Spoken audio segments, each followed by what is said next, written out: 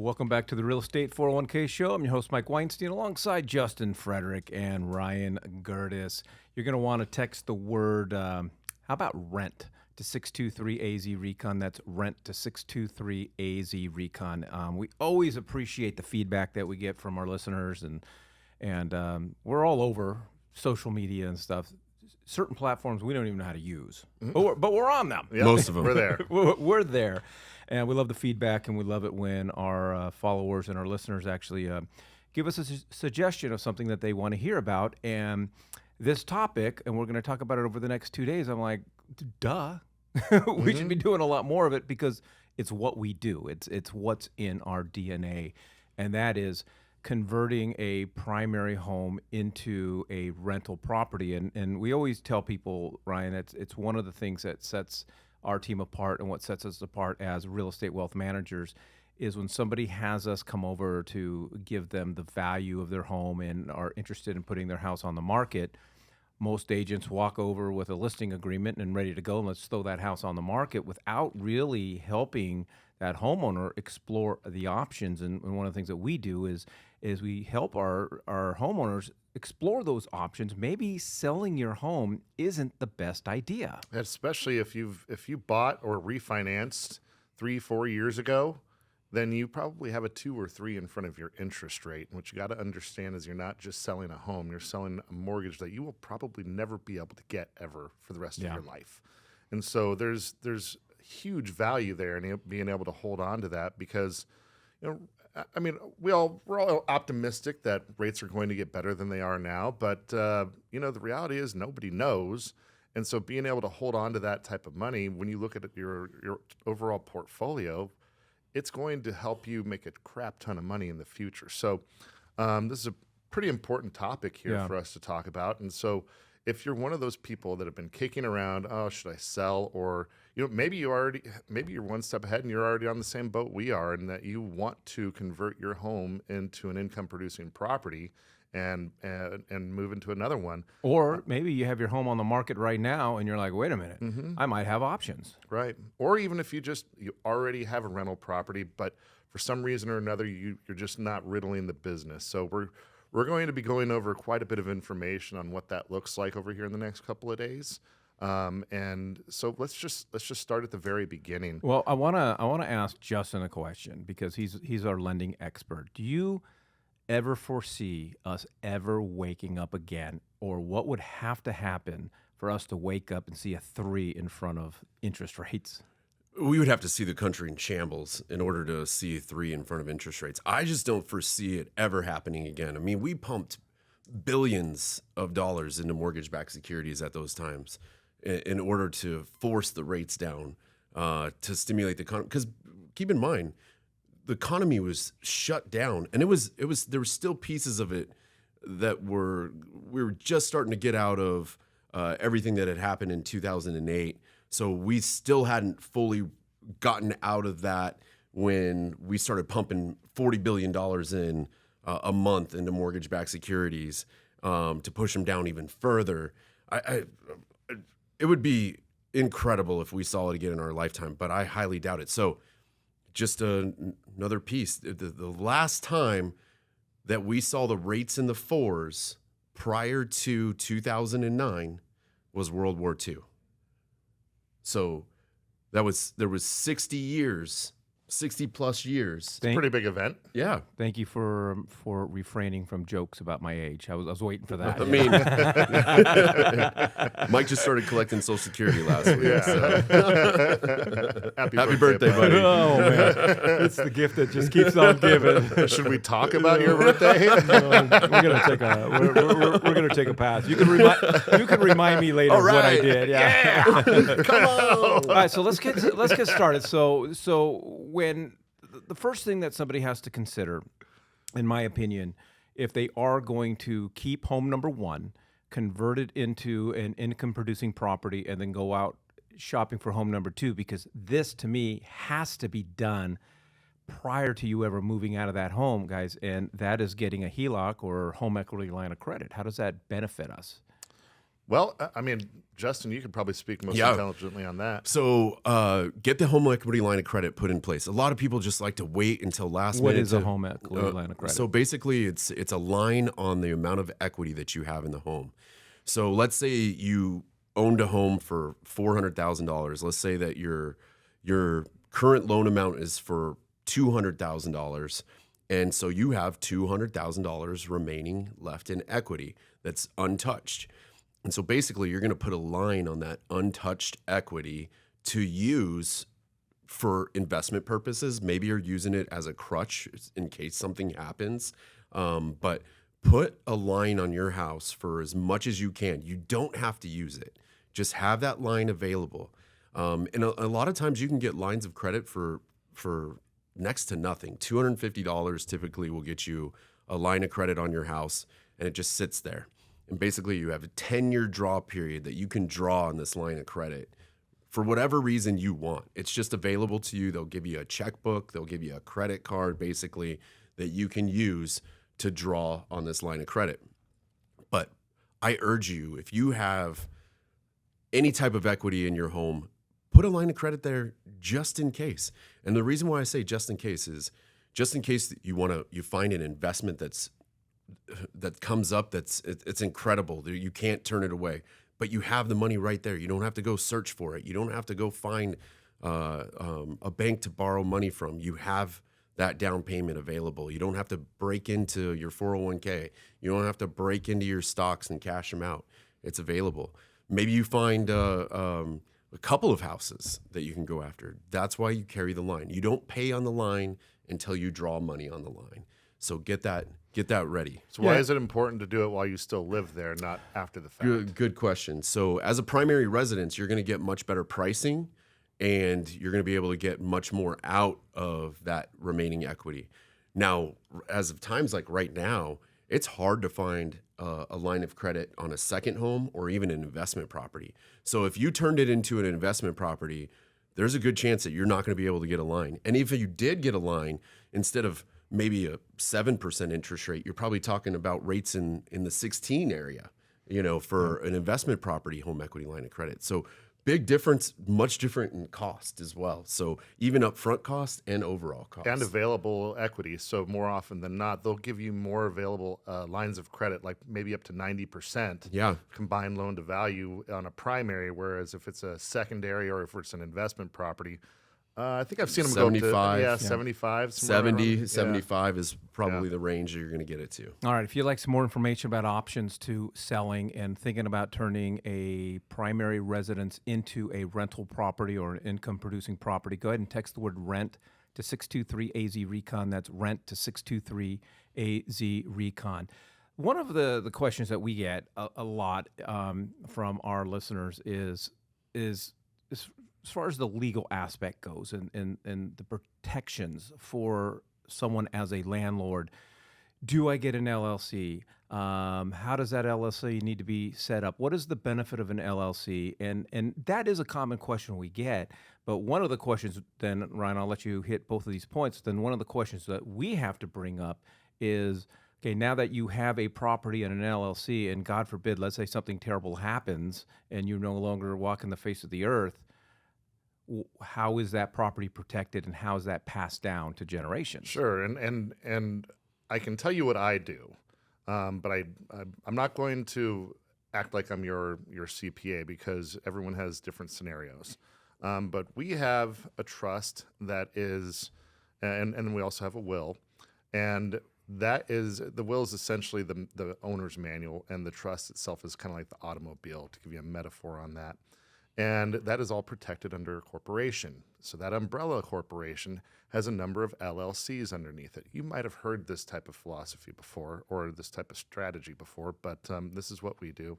And each one of our LLCs only has one entity or has one asset in it, and that is a home. So that home, it could be 123 West Banana Street, right? And then just name it 123 West Banana Street LLC. And then we are the operators and the managers of that LLC. From there, we would have to go over to title and get it transferred over at title. and that's essentially how you're going to protect yourself. Because what you need to understand is the moment that if you're buying one specifically for investment, it's now a business. Or if you're converting, then it is no longer a home to you. It is now a business or a bank account asset. So, however you want to look at it. Moral of the story is you need to be able to have it completely insulated from your personal. Okay. So along with that is its own personal bank account. All the money that goes in and out of that LLC goes in and out of just that one bank account. And then you might ask, okay, Ryan, well, what do I do if I have a $0 bank account and I've just converted it and all of a sudden mortgage payments start coming? I don't have a tenant in there yet, which is common. It usually takes you a couple weeks, maybe a month in order to get moved out and maybe do the things that you need to do to it. What you can do is you can loan that LLC money from your personal or from your corporation, however you decide to do it. And then from there, they can pay back up. So now it looks like a debt, right? So what I like to see is I like to see losses on my business, right? Because I get to write that off, especially for real estate. I get more tax advantages through real estate than I do any of my personal income. So I'm going to try to make my businesses look as pretty ugly as possible. Let's say that's $10,000. You've just lent your LLC $10,000. You make a cash or you write a check over to that LLC. Now you can use that as operating expenses to pay the mortgage, pay utilities, pay the landscaper, whatever, until you get that tenant in there. Tenant starts making payments. That tenant does not make payments to you personally. That tenant makes payments over to the 123 West Banana Street LLC. And that is the flow of how the cash works. And that's how you're able to insulate it from your personal over to just a separate business. Well, since we're going to get into the weeds on that, I want to be clear and just warn our listeners, if you're going to go down this road, one, it's always best to work with, a real estate wealth manager or professional that does this themselves. But LegalZoom, to me, is not your solution for this, Right. No. And we have a great attorney that'll help you with this because one, the LLC has to be set up properly. If you check the wrong box on your LLC paperwork, you might be liable for more taxes than you would if you set it up. You checked a different box. So you got to understand what the purpose is of the LLC and what boxes to check. And what type of corporation it is, and that's why a great real estate attorney will help you with that. And then also the deed transfer. You do not want to do we call it a quit claim deed. A quit claim deed is going to cause you trouble down the road when you go to sell the property. That used to be the all-encompassing. I did a lot of them. Yeah, that was Yeah. that was like what you did.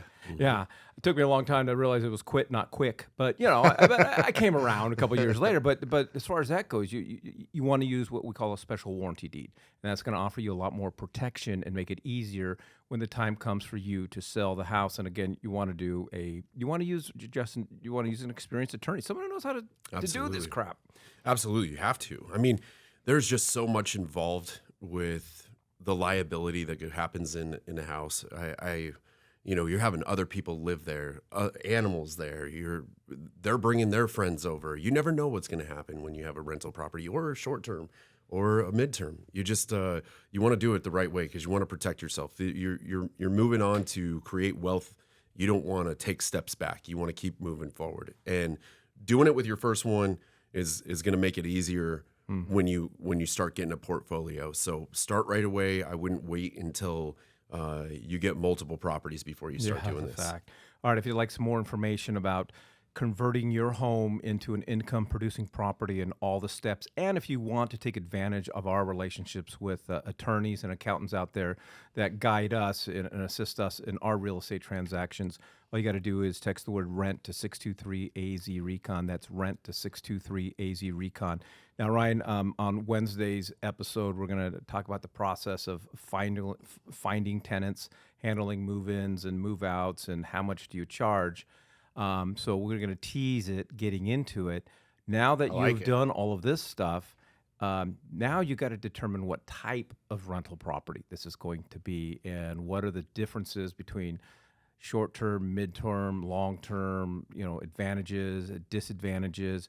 because most people go, I'm going to turn it into an income producing property. They do all of this work, and now they're ready to find a tenant, and they're like, well, what kind of tenant do I want? What kind of property is this going to be? Well, can I back up just a little bit because what we were talking about previously was pretty much just insurance, right? Liabilities, making sure that if your tenant falls over or falls and slips and whatever. He just said he's got Zyn cans just popping out of his pocket. I mean, I'm sorry. It's just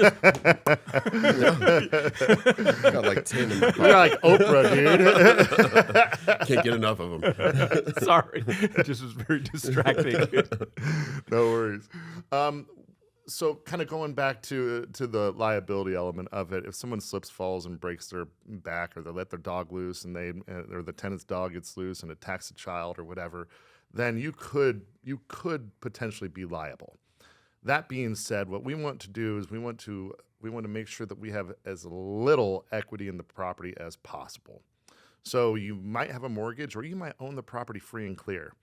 But what you can do is you can do what's called equity stripping. You might have seen some stuff around, but we've been doing it for decades now. Mm-hmm. What you're essentially doing is you, as your personal, you are writing a loan to your LLC. Now that all of a sudden becomes a debt. And so the first in line is the one that's going to get paid first. So whether or not you're collecting payments from yourself for that loan that you're writing is irrelevant. All that matters is that loan is in place first. So in your scenario where you're talking about a $400,000 property, you only owe $200 on. You might have a HELOC for $100. Then you would write another $100,000 equity loan over to your LLC, maximizing the amount of leverage on it. Okay, that way no one can go in there and go after any amount of that $400,000. So going over to your question. Do we do midterm? Do we do short term? Do we do long term? There's going to be a couple of things that you're going to need to take into account whether or not how you're going to make that decision. Number one, your appetite for what's the word? Why can't I think of the damn word? Your appetite for Headaches. Yeah, headaches. Yeah, But yeah. risk. Risk. Appetite for risk. Thank you. How risk adverse are you? So short-term rentals, Airbnbs, VRBOs, you've seen them all over the place. They are riskier. They can be time-consuming. They require a lot more management. They require a lot more upkeep. People can be a little bit more. They can be harder on them. So you have to understand what you're getting into on that, because it's not the type of thing where you can just jump in and then you know what, I'm sick of that. Let's just jump out of it, because in order to see real success behind that, you need to have about 12 to 18 months worth of runway for it in order for it to start making sense. Mm-hmm. Midterms, those are getting extremely popular. Those are ones that are about a month or up to 6 months or something like that, and they're generally furnished. So it's kind of like a short term, but it's not. You're not turning it over every 3 days or once a week or whatever. But those are getting a lot more popular. The typical type of market for that are people that have gone through an insurance claim and they just had a big kitchen fire, and the insurance company needs to go reconcile the insurance claim, and so they have to move out of there for a few months while the work is being done. Those are the people that are usually going after those midterm rentals. You still get a little bit higher occupancy rate than you do on a short-term rental. You don't make as much on the rate. And then depending on the situation, sometimes they're going to take care of all of the utilities themselves, but more often than not, it's going to land on you. So you just need to understand your numbers. On the long term, those guys are going to be generally taking care of their own utilities. It's usually going to be unfurnished. Your rate's going to be significantly lower than it would be on a short-term rental, but you're going to have a lot less sleepless nights because they are going to have less moving parts. Alrighty, if you'd like some more information about converting a home into a rental property, the three of us, we personally do this. This is part of our real estate portfolio, so the benefit when you text into the show, you're going to actually talk to somebody who's got a lot of experience in doing this, and we can not only guide you through the process and let you take a look at numbers. We didn't get into cap rates, and we didn't get into cash flow situations and rent performance and so forth. But it's something that we can definitely sit down with you and do with you. And more importantly, introduce you to our network of attorneys and accountants. If you'd like some more information and if you'd like to begin that journey, all you got to do is text the word rent to 623 AZ Recon. That's rent to 623 AZ Recon.